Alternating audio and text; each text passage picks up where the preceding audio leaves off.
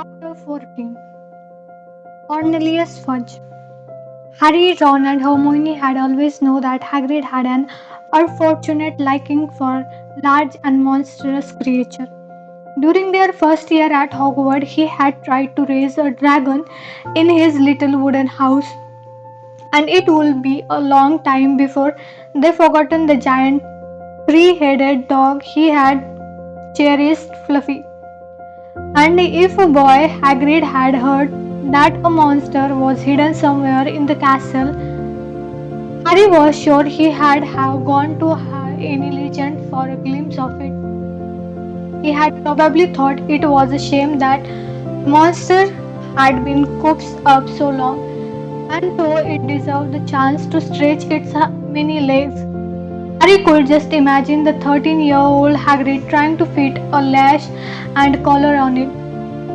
But he was equally certain that Hagrid would never have meant to kill anybody. Harry half wished he hadn't found out how to work Riddle's diary.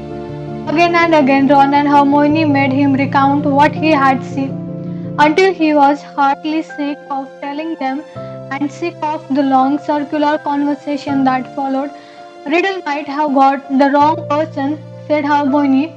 Maybe it was some other monster that was attacking people. How many monsters do you think this place can hold? Ron asked dully. He always knew Hagrid had been expelled, said Harry miserably, and the attack must have stopped after Hagrid was kicked out. Otherwise, Riddle wouldn't have got his award. Ron tried a different track. Riddle does sound like a Percy who asked him to squall on Hagrid anyway. But the monster had killed someone, Ron said Hermione, and Riddle was going to go back to some muggle orphanage. If they close Hogwarts, said Harry, I don't blame him for waiting to stay here. You met Hagrid down Nocturne Alley, didn't you, Harry? He was buying a flesh-eating slug repellent, said Harry quickly. The three of them fell silent after a long pause. Hermione's voice, the naughtiest question of all in a hesitant voice. Do you think we should go and ask Hagrid about it all? That's be cheerful visit, said Ron. Hello Hagrid, tell us, have you been sitting anything mad and eerie loose in the castle lately? In the end, they decided that they would not say anything to Hagrid unless there was another attack.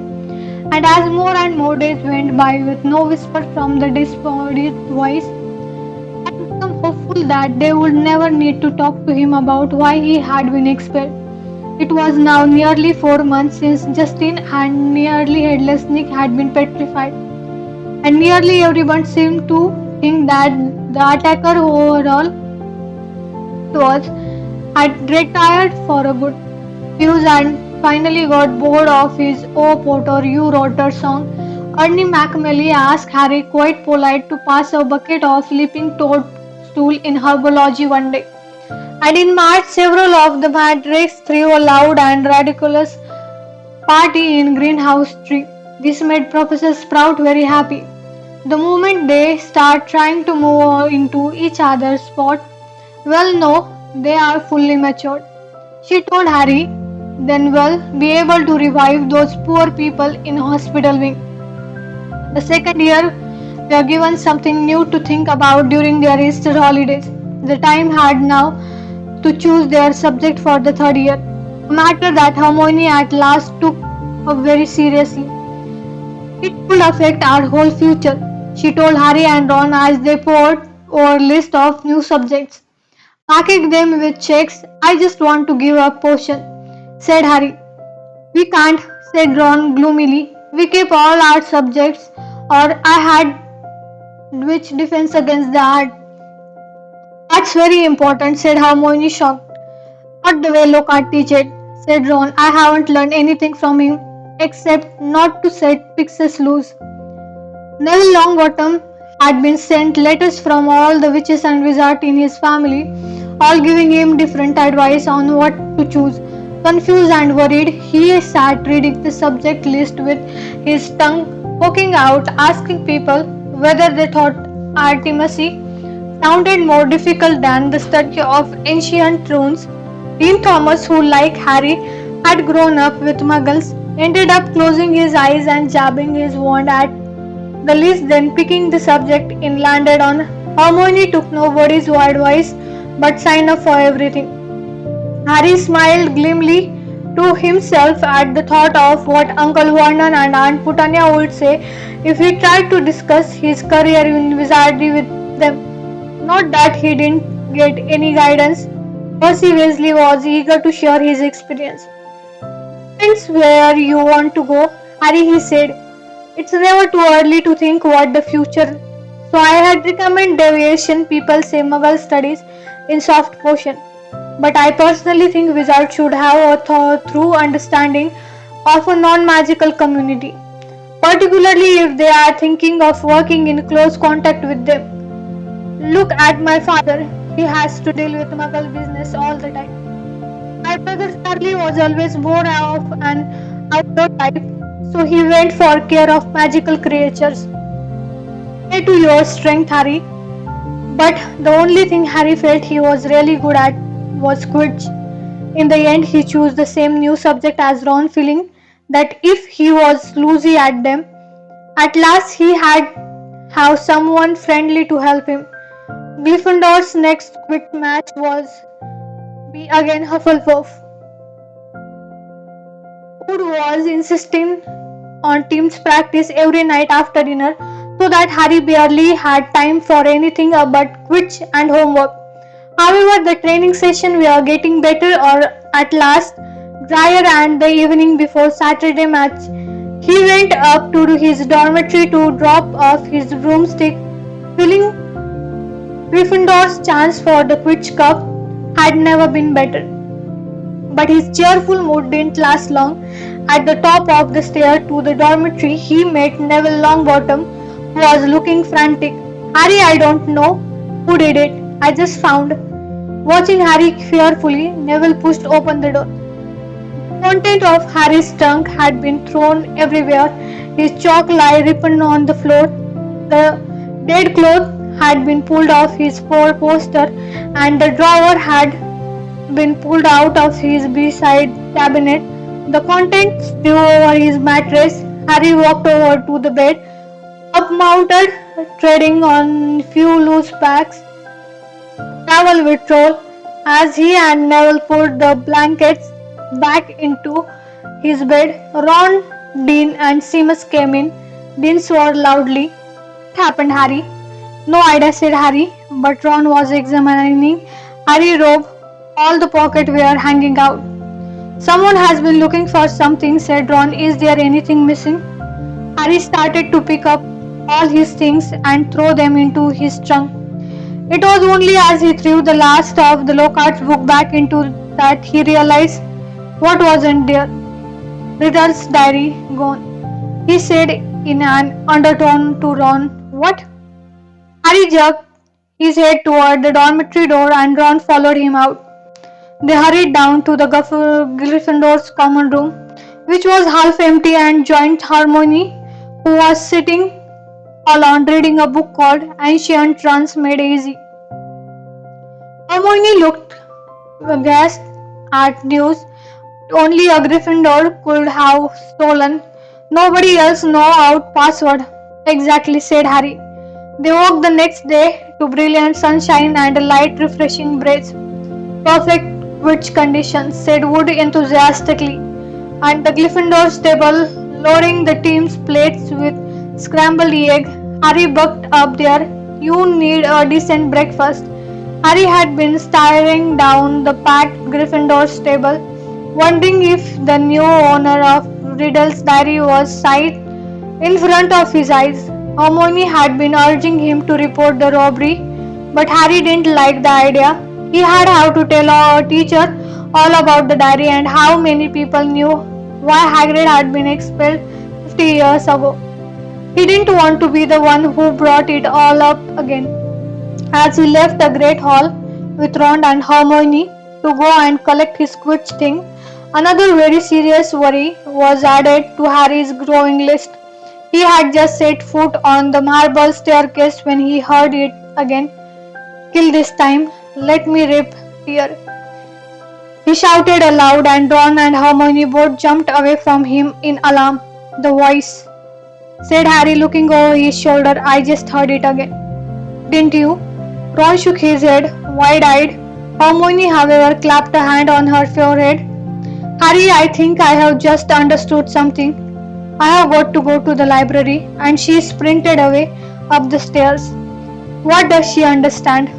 Said Harry distractedly, still looking around, trying to tell where the voice had come from. Lots more than I do, said Ron, shaking his head. But why she's got to go to library? Because that's what Hermione does, said Ron, struggling. When in doubt, go to library. Harry stood irresolute, trying to catch the voice again, but people were now emerging from the great hall behind him, talking loudly, exciting through the front doors on their way to Quidditch. You had better get moving, said Ron. It's nearly 11 the match. Harry raced up to Gryffindor's tower, collecting his Nimbus 2000 and joined the large crowd swarming across the ground. But his mind was still in the castle, along with the body's voice, and as he pulled on his sacred robe in the rock room, his only comfort was that everyone was now outside to watch the game. The town walked onto the field to tremulous applause. Oliver Wood took off a warm flight around the goalpost. Madam Woods released the ball. The Hufflepuff, who played in tiny yellow, were standing in the huddle, having a last-minute discussion to tactic. Harry was just mounting his broom when a Professor McGonagall came half marching, half running across the pitch, carrying an enormous purple megaphone. Harry's heart dropped like a stone. This match has been cancelled, Professor McGonagall called through the megaphone, addressing the packed stadium. There were boos and shouts. Oliver Wood, looking devastated, landed and ran toward Professor McGonagall without taking off his broomstick. But Professor, he shouted, we have got to play. Up to Gryffindor.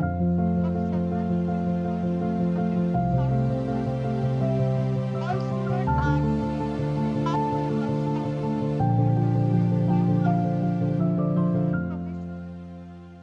quickly as you can, please.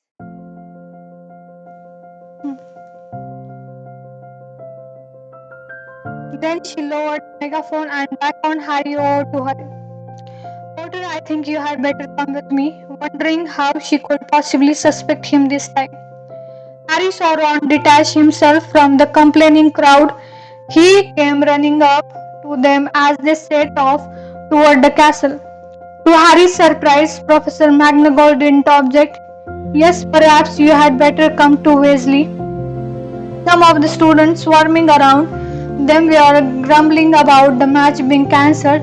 Others looked worried. Harry and Ron followed Professor McGonagall back into the school and up the marble staircase, but they weren't taken to anybody's office this time. This will be a bit of a shock, said Professor McGonagall in a surprisingly gentle voice, and they approached the infirmary. There was been another attack, another double attack. Harry's inside did a horrible somersault. Professor McGonagall pushed the door open, and he Ron entered. Madame Pomfrey was bending over a 6-year girl with long curly hair. Harry recognized her as the Ravenclaws. They accidentally asked for direction to the Slytherin's common room, and on the bed next to her was Hermione. Ron groaned. Hermione lied, utterly still, her eyes open and glassy. They were found near the library, said Professor McGonagall. I don't suppose either you can explain this. If was on the floor next to them. She was holding up a small circular mirror. Harry and Ron shook their head, staring at Hermione. I will escort you back to Gryffindor's tower, said Professor McGonagall heavily. I need to address the student in any case. All students will return to their house's common room by 6 o'clock in the evening. No student is to leave the dormitory after that time. You will be escorted to each lesson by a teacher. No student is used the bathroom accompanied by a teacher. All further quiz training and match are to be postponed. There will be no more evening activities. Gryffindor sat inside the common room, listened to Professor McDowell in silence. She rolled up the parchment from which she has been reading and said in somewhat cook voice, I need hardly add that I have rarely been so distressed. It is likely that the school will be closed unless the culprit behind this attack is caught. I would urge anyone who thinks they might know anything about them to come forward. She climbed somewhat awkwardly out of the portrait hole, and the Gryffindors began talking immediately. That's two Gryffindors down, not counting a Gryffindor's ghost, one Ravenclaw and Hufflepuff, said Weasley twins, friendly Jordan counting on his finger. Haven't any of the teacher noticed that the Slytherins are all safe? Isn't it obvious, all this stuff coming from Slytherin? The Higher of Slytherin, the monster of Slytherin, why don't they just tuck all the Slytherins out? He roared to Nord and scattered applause. Percy Weasley was sitting in the chair behind Lee, but for once he didn't seem to make his view heard. He was looking pale and stunned. Percy in shock, George told Harry quietly. That Ravenclaw girl, Penelope Clearwater, she's perfect.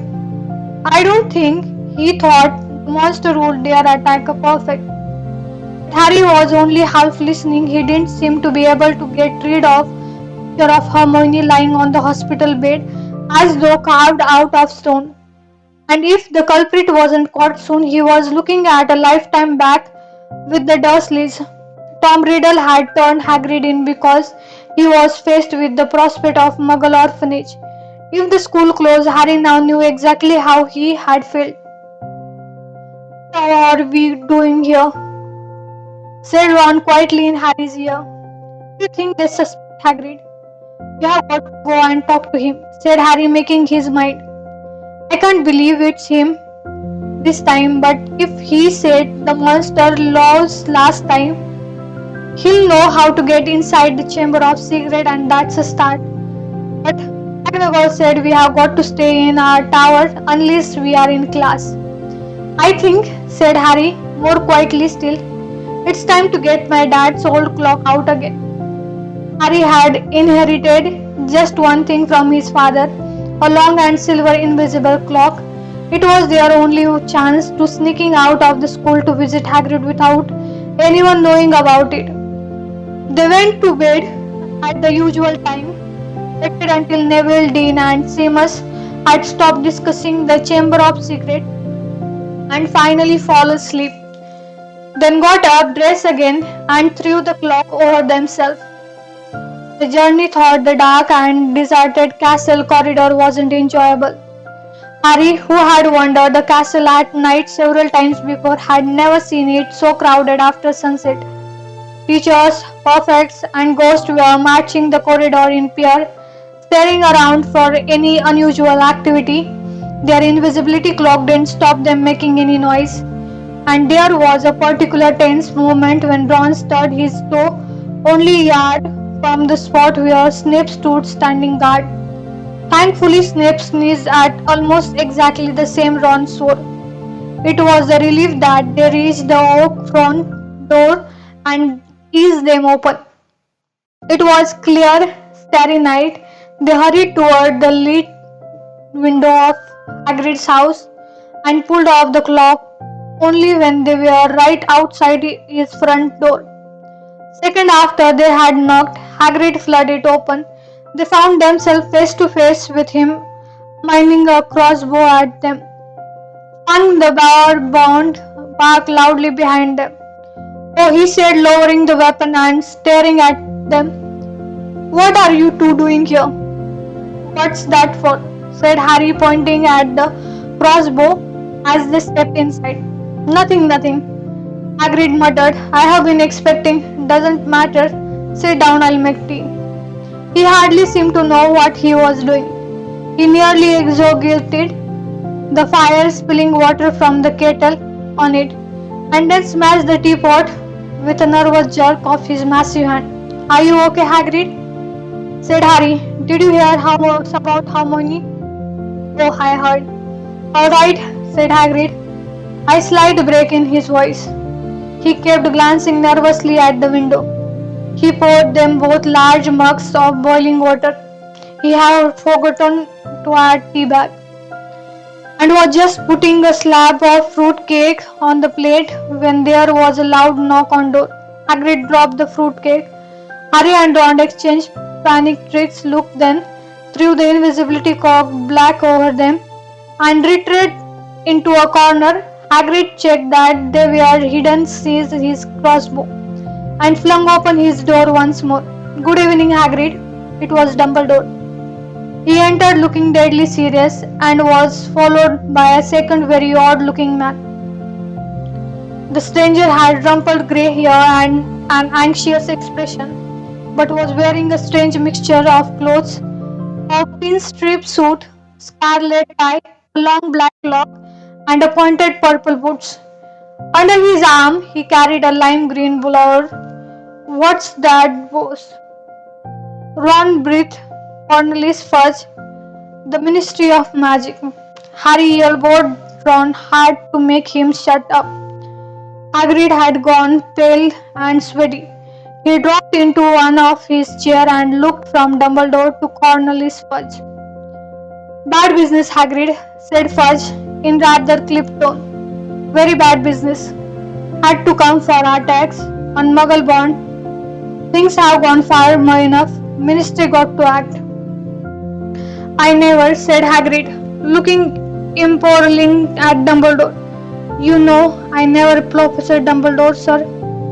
I want it understood, Cornelius, that Hagrid had my full confidence, said Dumbledore, frowning at Fudge. Look, Albus, said Fudge uncomfortably. Hagrid's record against him, Ministry got to do something. The school governor has been in touch. Yet again, Cornelius, I tell you that taking Hagrid away will not help in the slightest, said Dumbledore. His blue eyes were full of a fire Harry had never seen before. Look at it from my point of view, said Fudge, getting with his bowler. I am under a lot of pressure. Got to be seen to be doing something. If it turned out it wasn't Hagrid, he'll be back and no more, said. But I have got to take him. Got to. Wouldn't being going my duty. Take me, said Hagrid, who was trembling. Take me where? For a short stretch only, said Fudge, not meeting Hagrid's eye. Not a punishment. Not meeting Hagrid, more a precaution. If someone else is caught, you'll be let out with a full apology. Not Azkaban, croaked Hagrid. Before Fudge could answer, there was another loud rap on the door. Dumbledore answered it. It was Harry's turn for an elbow in the ribs. He had let out an audible gasp. Mr. Louis Malfoy strode into Hagrid's hut, swatted in a long black travelling cloak, smiling a cold and satisfied smile. Fang started to growl. Already here, Fudge, he said approvingly. Good, good. What are you doing here? Said Hagrid furiously. Get out of my house. My dear man, please believe me, I have no pleasure at all in being inside your, do you call this house? Said Lucius Malfoy, sneering as he looked around the small cabin. I simply called at school and was told that the headmaster was here.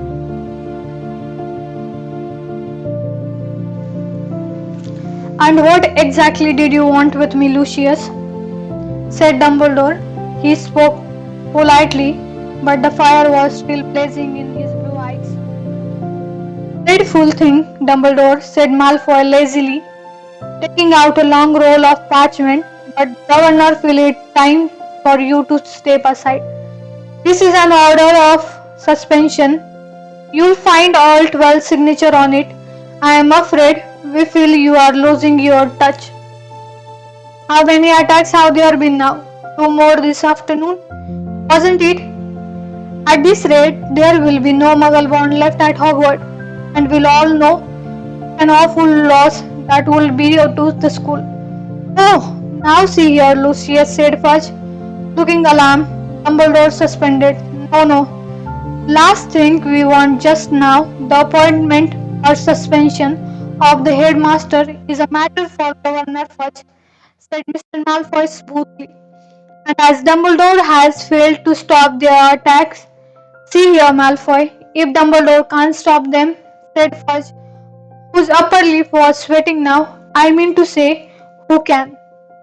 That remained to be seen, said Mr. Malfoy with a nasty smile, but as all 12 of us have voted, Hagrid leapt to his feet, his shaggy back head grazing the ceiling. And how many did you have to threaten and blackmail before they agreed, Malfoy? He roared. Dear, dear, you know that temper of yours will lead you into trouble one of the day.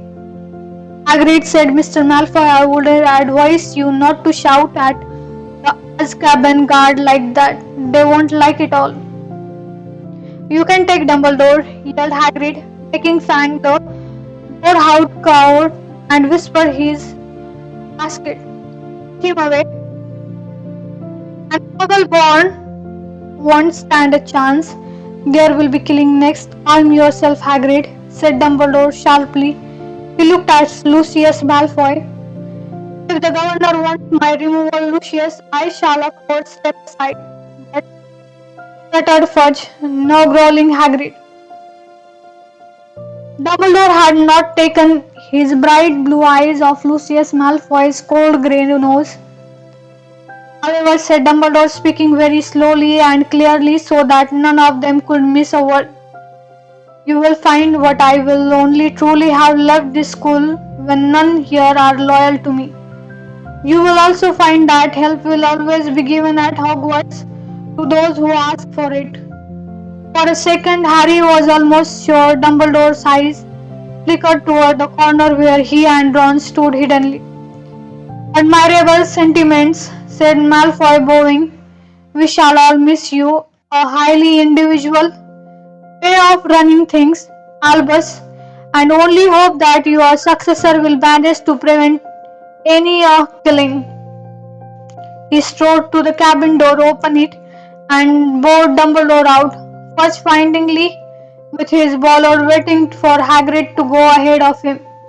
But Hagrid stood his ground, took a deep breath, and said cheerfully, if anyone wants to find out some stuff, all they have to do would be to follow the spiders. That's lead them right. That's all I am saying. First stared at his in amazement. All right, I'm coming, said Hagrid, pulling on his Malkin's overcoat. But as he was about to follow Fudge through the door, he stopped again and said loudly, and someone need to feed Fang while I am away. Door banged shut and Ron pulled off the invisibility cloak. We are in trouble now, he said harshly. No, Dumbledore, the Might House will close the school tonight. There will be an attack a day with him gone. Fang started howling, scratching at the closed door. That's it for today. Thank you so much. Stay tuned for our next chapter. Till then, see ya. Bye bye.